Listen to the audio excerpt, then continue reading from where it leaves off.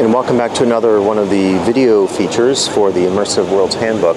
We're in Las Vegas today on the Strip, of course, and in front of us is the Monte Carlo Hotel and Casino. Monte Carlo, I recall when it just opened back in '96, I remember coming to Vegas and being on a flight, and some folks were quite excited to visit the Monte Carlo because it was at the time the newest and maybe the grandest of the Strip casinos. Over the years, I think in part due to some design issues and maybe capital outlay and so forth, the Monte Carlo maybe has lost some of its status in terms of opulence when you compare it maybe to the Bellagio and now to the new design aesthetic that we see at the Cosmopolitan, at City Center, and so forth. So I wanted to focus a little bit on Monte Carlo here, just to state some facts about how casinos over time change, and in particular how the guest perception of these casinos change.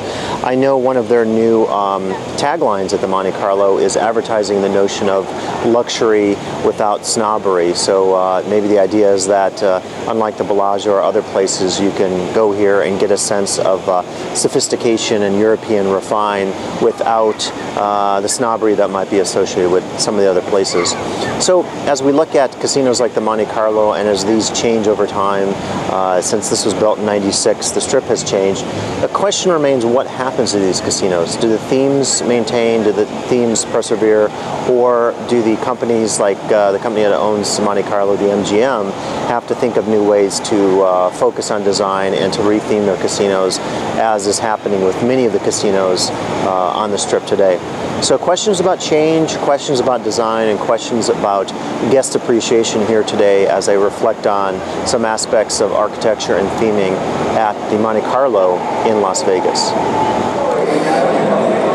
So we're back today in Las Vegas, inside the Monte Carlo Casino, and I wanted to just take a short trip down there, what they call the Street of Dreams, and to mention something about theming continuity, because one of the things I think about the theming in this area is that it's not really consistent with the aesthetic of the Monte Carlo itself, which is presumably focusing on Monte Carlo and European opulence. To me, the Street of Dreams would fit more in a place like Planet Hollywood in terms of how the Miracle Mile shops look.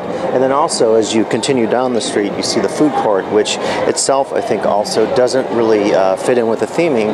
It doesn't give you that sense of opulence that you might think of in terms of being in Monte Carlo. So an interesting reflection as we think a little bit about the value of theming and keeping continuity of theming going in any themed casino.